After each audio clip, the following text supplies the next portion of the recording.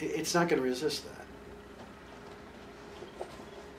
Right? It's when you realize that life without it is no life at all. You go and uncover it.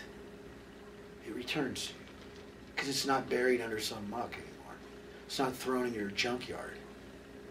It's not chained to a broken down car. You just go out there to get the venom out of it every once in a while. You know what I'm saying? The soul can't be treated that way. And if it is, it's not going to have a problem with it. You'll have a ton of problems. Because you're going against the flow of what made you. Why would you do that? Ignorance. Fear. Fear. I think everybody somewhere deep inside of themselves know why we wanted to come here. Because we wanted to put this place back where it belongs.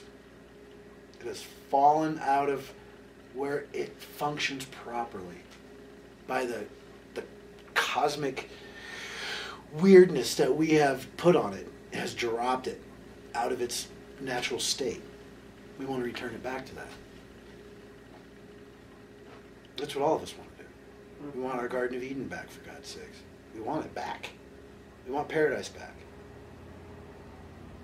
We have forced Earth out of the realms of paradise.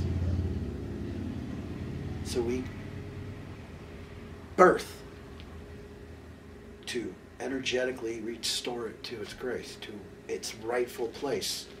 Why? Because it's sacred. You can't mess with that. Because if you do, it goes out of balance. And if it goes out of balance, there is no good life.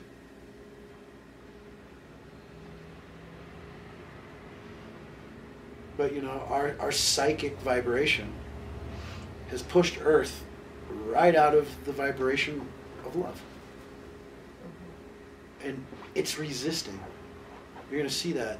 You're going to see Earth resist our urges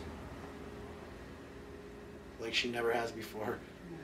Well, she wants her rightful Right. place. Of course she does. With our help or not. She's patient, or has been, for 1,000,000 years with the likes of us. But she's not anymore. That's right. She's like, we're going back to grace. You can come. Or not. Or not. And she's so wonderful that she says, all right, if you don't want to and you're too afraid and you like, you know, this status thing you got going on, I'm going to take your world off Earth and put it on another world, and it'll be real for you for another 1,000,000 years. And you can go play like fools. And it'll be 1,000 years of peace for most people. The Earth will actually, the real Earth will separate from this shell on it. And the shell will be able to exist. And all the people who can't go with life itself, they'll have that shell to rest on. Because that's the nature of love. Providing a place for what is necessary. If people need to go through this really weird karmic trip for another 10,000,000 years, there needs to be a place for them to do that. So this will be the here for them. But Earth will have moved on. They'll not know that. But Earth will have moved on. Is Back that to what grace. 2012 is about? Maybe. I mean, you know, it's funny. The 2012 thing is a way to make money right now. Yes. That's right. Because it's only a few years away. Yeah. I mean, if you said, in 2091, no one's going to pay attention, you're not going to make any money. So you got to go, well, it's 2091. Let's just call it 2012, and people pay attention now, and we'll get paid, and all will be good. Because if you talk to Don Alejandro, the actual Mayan elder, they don't give a day. They don't say December 21st, 2012. They say there is a shift on October 28th, 2011, something like this. There's some kind of shift, but they're so subtle that anybody who's not really about it won't notice it anyway. There's been all kinds of shifts. Harmonic convergences, things of this nature. Nobody knew that's what was going on when it happened. They looked back. Then they knew it. It was something they yearned for because they're not present where it actually was. You know, or it is happening still. But these things, you know, these shifts happen, and people, it goes unnoticed. I mean, it's happening every moment, and it goes unnoticed. So, 2012, if it is anything, chances are it'll be unnoticed by 99% of the population. It won't be a big event. No way. That's not how things work. Where have you ever seen other than the Big Bang? I mean, are we headed for that? Another Big Bang? A big boom, and everybody's God now? I mean, I don't know. It seems kind of ridiculous. Reckless. It seems like, then what's the point of all this? If at 2012 we all just merge into love, then what is the point of this? Isn't that like mass hypnosis? Yeah, Weirdness? really. Ultimate thinking in the future? Yeah, ultimate. You know, to me, it's like, I wouldn't want that. It's like, no, thanks. So I think 2012 is a selling point. And the fact that it's 3 years away, it makes even more money as it gets closer. Oh yeah, it's like what is it? Y2K? Yeah, Y2K. Thank you. It's a money-making scheme. It's All some, of this is the end of the Mayan calendar.